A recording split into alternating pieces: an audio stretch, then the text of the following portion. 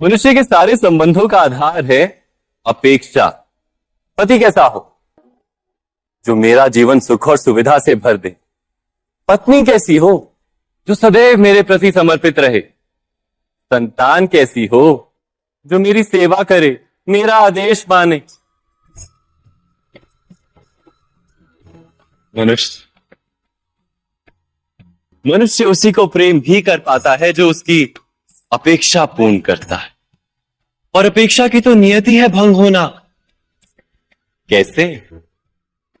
क्योंकि अपेक्षा मनुष्य के मस्तिष्क में जन्म लेती। कोई अन्य व्यक्ति उसकी अपेक्षाओं के बारे में जान ही नहीं पाता। पूर्ण करने की प्रामाणिक इच्छा हो तब भी कोई मनुष्य किसी की अपेक्षाओं को पूर्ण नहीं कर पाता। और वहां से जन्म लेता है संघर्ष। सारे संबंध संघर्ष में परिवर्तित हो जाते। पर मनुष्य अपेक्षा को संबंध का आधार ना बनाए और स्वीकार करे केवल संबंध का आधार, तो क्या ये जीवन स्वयमेव सुख और शांति से नहीं भर जाएगा? स्वयं विचार कीजिएगा।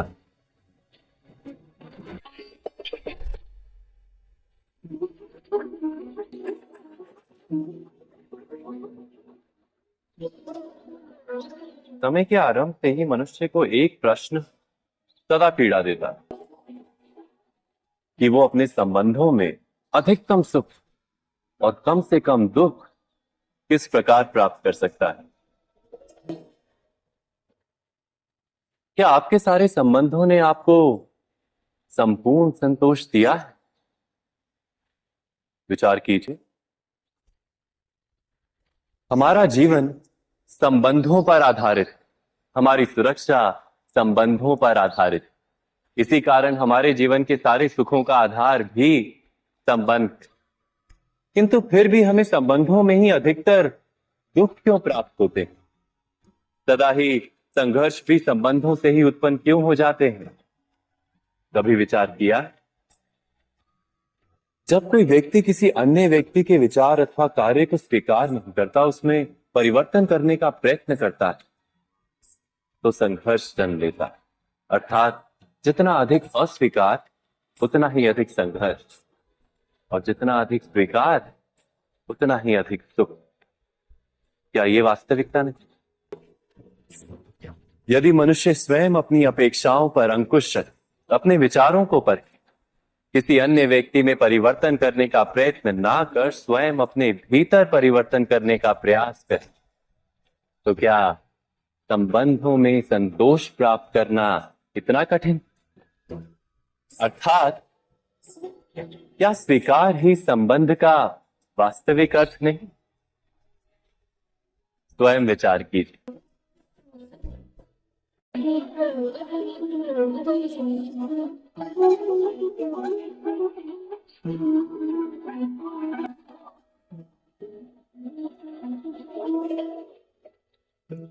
जब किसी व्यक्ति को किसी घटना में अन्याय का अनुभव होता है, तो वो घटना उसके अंतर को झकझोर देती। समस्त जगत उसे अपना शत्रु प्रतीत होता है। अन्याय लगने वाली घटना जितनी बड़ी होती है, मनुष्य का हृदय भी उतना ही अधिक विरोध करता है। उस घटना के उत्तर में वो न्याय मांगता है, और ये योग्य भी है। वास्तव में समाज में किसी भी प्रकार का अन्याय व्यक्ति की आस्था और विश्वास का नाश है।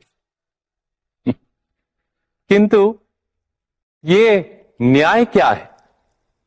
न्याय का अर्थ क्या है? अन्याय करने वाले को अपने कार्य पर पश्चाताप हो और अन्याय भुगतने वाले के मन में फिर से विश्वास जगे समाज के प्रति। इतना ही अर्थ है ना न्याय का। किंतु जिसके हृदय में धर्म नहीं होता, वो न्याय को छोड़कर बैर और प्रतिशोध को अपनाता है। हिंसा के बदले प्रतिहिंसा की भावना लेकर चलता है। स्वयं भोगी हुई पीड़ा से कहीं अधिक पीड़ा देने का प्रयत्न करता है, और इस मार्ग पर चलते अन्याय को भुगतने वाला स्वयं अन्याय करने लगता है। शीघ्र ही वो अपराधी बन जाता है।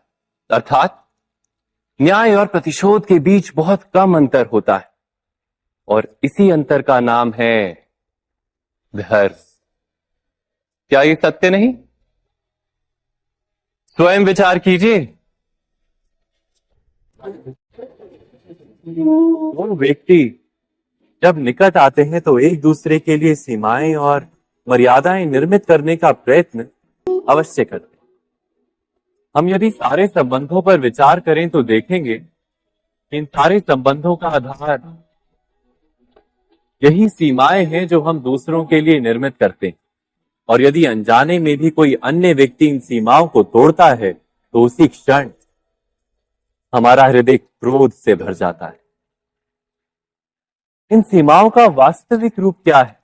क्या हमने कभी विचार किया? सीमाओं के द्वारा हम दूसरे व्यक्ति को निर्णय करने की अनुमति नहीं देते, अपना निर्णय उस व्यक्ति पर थोपते, अर्थात किसी की स्वतंत्रता का अस्वीकार करते हैं। और जब स्वतंत्रता का अस्वीकार किया जाता है तो उसका हृदय दुख से भर जाता है, और जब वो सीमाओं को तोड़ता है तो हमारा हृदय क्रोध से भर जाता है। क्या ऐसा नहीं होता?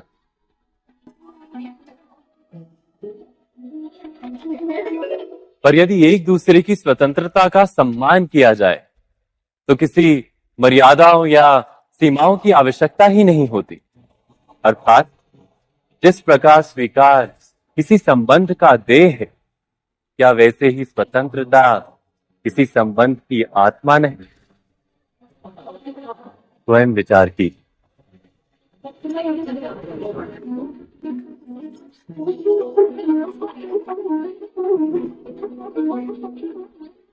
पिता सदा ही अपने संतान के सुख की कामना करते, उनके भविष्य की चिंता करते रहते। इसी कारणवश सदा ही अपने संतानों के भविष्य का मार्ग स्वयं निश्चित करने का प्रयत्न करते रहते। जिस मार्ग पर पिता स्वयं चला, जिस मार्ग के कंकर पत्थर को स्वयं देखा है, मार्ग की छाया, मार्ग की धूप को स्वयं जाना है, उसी मार्ग पर उसका पुत्र भी चले, यही इच्छा रहती है हर पिता की। निसंदेह उत्तम भावना है ये, किंतु 3 प्रश्नों के ऊपर विचार करना हम भूल ही जाते हैं। कौन से प्रश्न? प्रथम प्रश्न, क्या समय के साथ प्रत्येक मार्ग बदल नहीं जाते? क्या समय सदा ही नई चुनौतियों को लेकर नहीं आता? तो फिर बीते हुए समय के अनुभव नई पीढ़ी को किस प्रकार लाभ दे सकते हैं? दूसरा प्रश्न, क्या प्रत्येक संतान अपने माता पिता की छवि होता है? हाँ, संतानों को संस्कार तो अवश्य माता पिता देते हैं, किंतु भीतर की क्षमता तो ईश्वर देते हैं। तो जिस मार्ग पर पिता को सफलता मिली है, विश्वास है कि उसी मार्ग पर उसकी संतानों को भी सफलता और सुख प्राप्त होगा। तीसरा प्रश्न, क्या जीवन के संघर्ष और चुनौतियां लाभकारी नहीं होती? क्या प्रत्येक नया प्रश्न एक नए उत्तर का द्वार नहीं खोलता? तो फिर संतानों को नए नए प्रश्नों, संघर्षों और चुनौतियों से दूर रखना, ये उनके लिए लाभ करना कहलाएगा या हानि पहुंचाना? अर्थात जिस प्रकार संतान के भविष्य का निर्माण करने के बदले उसके चरित्र का निर्माण करना श्रेष्ठ है, वैसे संतानों के जीवन का मार्ग निश्चित करने के बदले उन्हें नए संघर्षों के साथ जूझने के लिए मनोबल व ज्ञान देना अधिक लाभदायक नहीं होगा? स्वयं विचार कीजिए। सबके जीवन में ऐसा प्रसंग अवश्य आता है कि सत्य कहने का निश्चय होता है हृदय में, किंतु मुख से सत्य निकल नहीं पाता। कोई भय मन को घेर लेता है, किसी घटना अथवा प्रसंग के बारे में बात करना, या फिर स्वयं से कोई भूल हो जाए उसके बारे में कुछ बोलना, क्या ये सत्य है? नहीं, ये तो केवल तथ्य है। अर्थात जैसा हुआ था वैसा केवल बोल देना सामान्य सी बात है। किंतु कभी कभी उस तथ्य को बोलते हुए भी भय लगता है। कदाचित किसी दूसरे की भावनाओं का विचार आता है मन, दूसरे को दुख होगा, ये भय भी शब्दों को रोकता है। तो ये सत्य क्या है? क्या हमने कभी विचार किया है? जब भय रहते हुए भी कोई तथ्य बोलता है तो वो सत्य कहलाता है। वास्तव में सत्य कुछ और नहीं, केवल निर्भयता का दूसरा नाम है। और निर्भय होने का कोई समय नहीं होता, क्योंकि निर्भयता आत्मा का स्वभाव है। अर्थात क्या प्रत्येक क्षण सत्य बोलने का क्षण नहीं होता?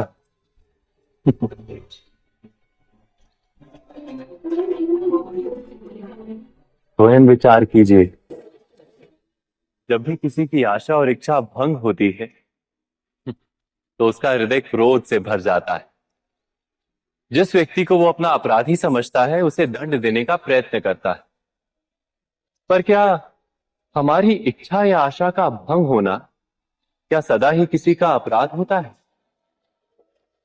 इच्छाओं के अपूर्ण रहने के तो कई कारण हो सकते हैं।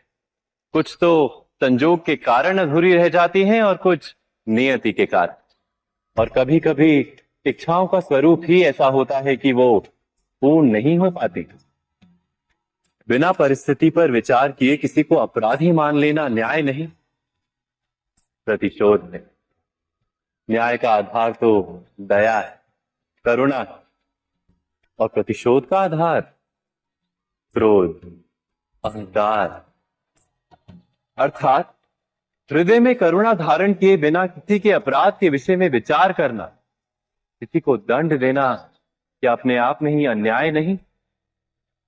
स्वयं विचार कीजिए।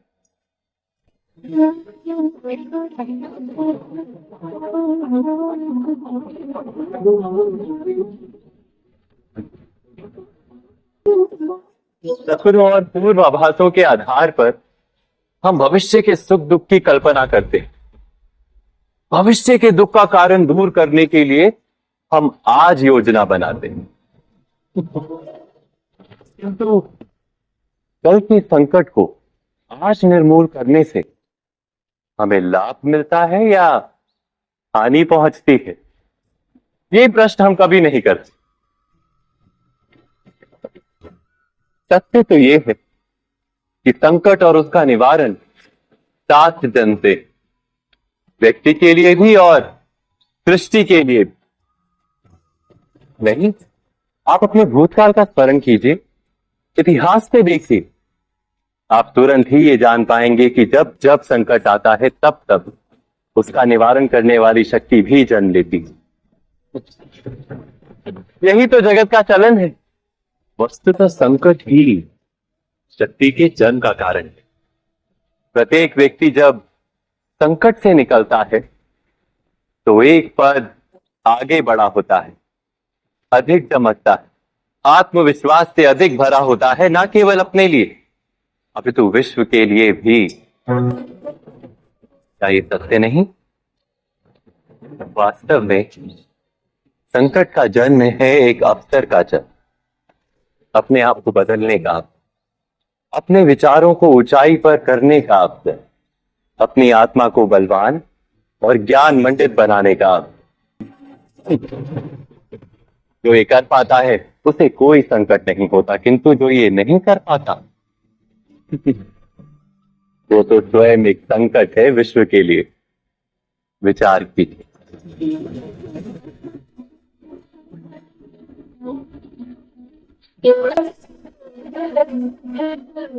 परंपरा में धर्म बसता है और परंपराएं ही धर्म को संभालने का कार्य करती हैं, ये सत्य है।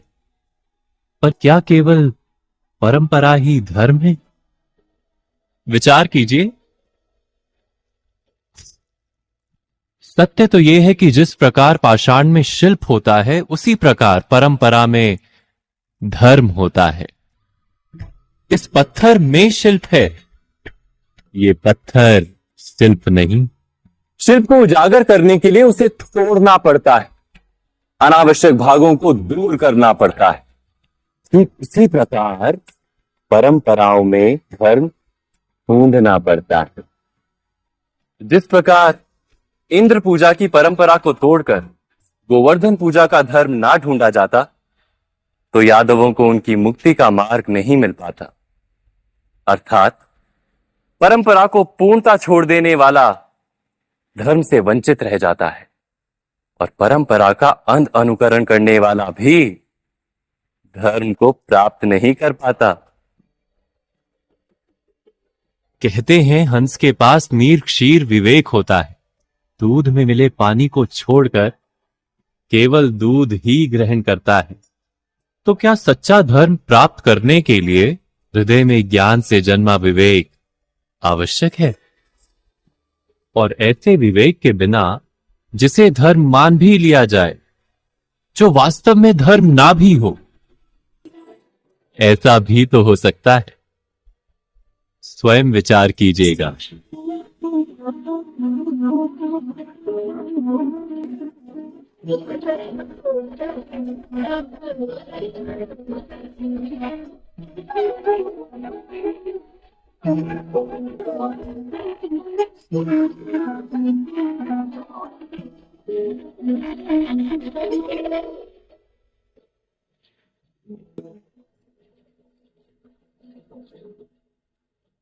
भविष्य के आधार पर सब आज का निर्णय लेना चाहते हैं। भविष्य में सुख मिले, भविष्य सुरक्षित हो, ऐसे निर्णय आज लेने का प्रयत्न रहता है सबका। आप अपने जीवन को देखिए, क्या आपके अधिकतर निर्णय के पीछे भविष्य का विचार नहीं होता? और हो भी क्यों ना, अपने जीवन को सरल और सुखमय बनाने का प्रयत्न करने का अधिकार सबका है। पर भविष्य तो कोई नहीं जानता, केवल कल्पना ही की जा सकती है। तो जीवन के सारे महत्वपूर्ण निर्णय कल्पनाओं के आधार पर ही करते हैं हम। क्या निर्णय करने का कोई तीसरा मार्ग हो सकता है? विचार कीजिए। सारे सुखों का आधार धर्म है और वो धर्म मनुष्य के हृदय में बसता है। तो प्रत्येक निर्णय से पूर्व स्वयं अपने हृदय से ये प्रश्न अवश्य पूछ लेना कि ये निर्णय स्वार्थ से जन्मा है या धर्म से। क्या इतना पर्याप्त नहीं? भविष्य के बदले धर्म का विचार करने से क्या भविष्य अधिक सुखपूर्ण नहीं होगा? स्वयं विचार कीजिए। व्यक्ति को जब उसके अपराध का दंड मिलता है तब कभी कभी उस न्याय को देखकर मन कचोटता है।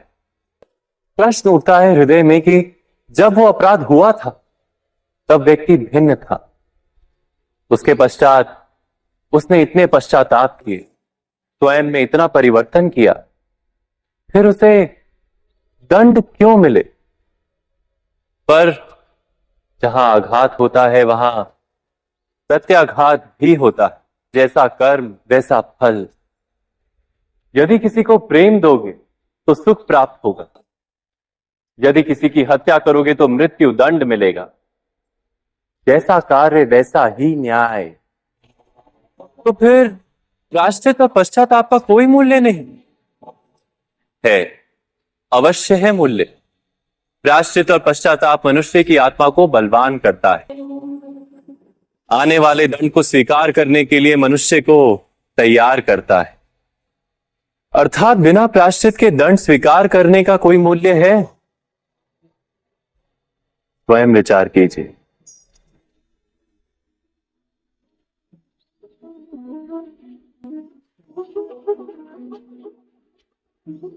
जब अपने किसी अच्छे कार्य के उत्तर में दुख प्राप्त होता है अथवा किसी को उसके दुष्ट कार्य में सुख मिलता है, तो मन अवश्य ये विचार करता है कि अच्छा कार्य करने का, धर्म के मार्ग पर चलने का तात्पर्य क्या है।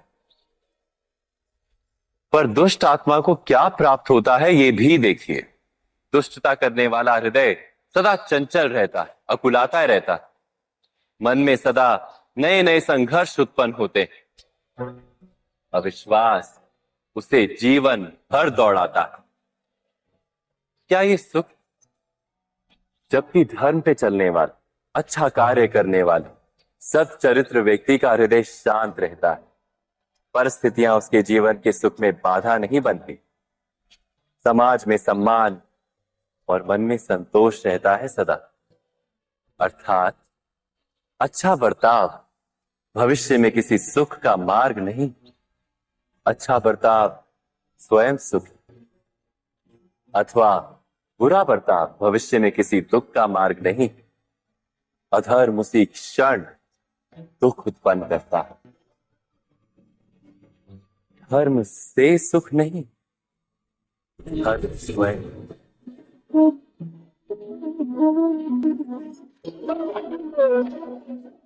सत्ता की लालसा सबके हृदय को घेरे रहती है।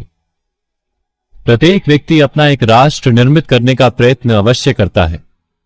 फिर वो राष्ट्र कुरु राष्ट्र की भांति बहुत बड़ा हो या फिर अपने परिवार तक सीमित हो, वो सत्ता प्राप्त करने का प्रयास अवश्य करता है। किंतु सत्ता का वास्तविक रूप क्या है? क्या हमने कभी विचार किया है? एक मनुष्य जितने अधिक लोगों के जीवन को प्रभावित कर सके, जितने अधिक लोगों के जीवन की स्वतंत्रता पर अंकुश रख सके, इतनी ही अधिक सत्ता का अनुभव करता है वो।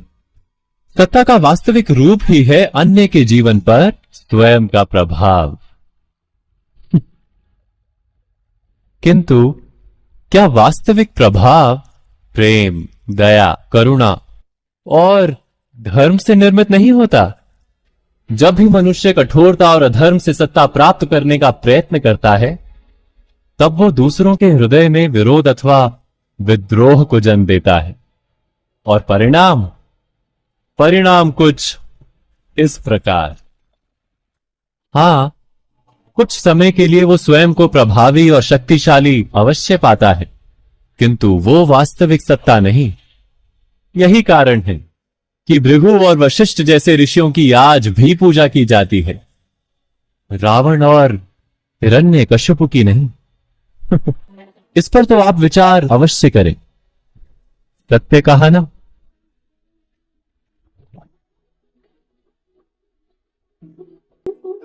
इस संसार में आने वाला प्रत्येक बालक संपूर्णतः संस्कार रहित होता है। उसके अंतर पर ना किसी अच्छे संस्कार के चिन्ह अंकित होते हैं, ना ही बुरे संस्कार के। अर्थात जन्म से बालक में ना कोई गुण होता है और ना ही कोई दोष। तो ये दोष अथवा गुण किस प्रकार प्राप्त होते हैं? क्या हमने कभी विचार किया है? जो बात माता पिता के मुख से निरंतर सुनी जाती है, वही बात उनकी संतानों के हृदय का संस्कार बनती है। जैसे किसी गांव में नदी तट तक एक पगडंडी बन जाती है केवल उस मार्ग पर बार बार चलने के कारण। अर्थात माता पिता के हृदय की इच्छाएं उनकी संतानों के हृदय का दोष अथवा गुण बनकर जन्म लेती हैं। क्या ये सत्य नहीं? पर फिर भी जब उनकी संतानों में कोई दोष दिखाई देता है, तो माता पिता आश्चर्य और दुख से भर जाते। माता पिता का हृदय ये प्रश्न करता है कि उनकी संतानों में ये कुसंस्कार आए कहां से। सत्य तो यही है कि माता पिता अपनी संतानों को अनजाने में ही कुसंस्कार के बीज दे देते हैं, जो उनके संतानों की हृदय भूमि पर कुसंस्कार का वृक्ष बनकर उगता है। अर्थात अपनी संतानों को सुसंस्कारी और धर्ममय बनाने की आशा रखने वाले प्रत्येक माता पिता को प्रथम अपने हृदय की इच्छाओं पर अंकुश रखना क्या अनिवार्य नहीं?